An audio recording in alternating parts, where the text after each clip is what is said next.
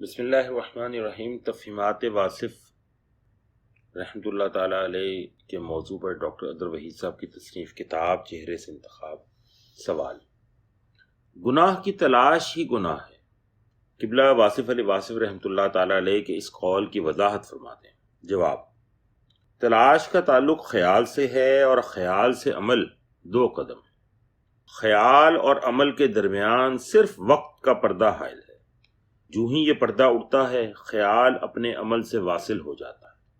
اس کائنات میں ہر منزل کو یہ حکم ہے کہ وہ اپنے متلاشی تک پہنچے۔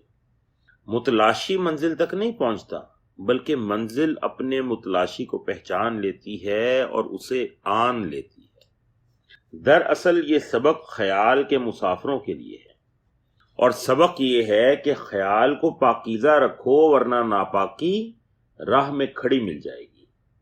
شریعت قانون ہے، طریقت اخلاق اور احساس۔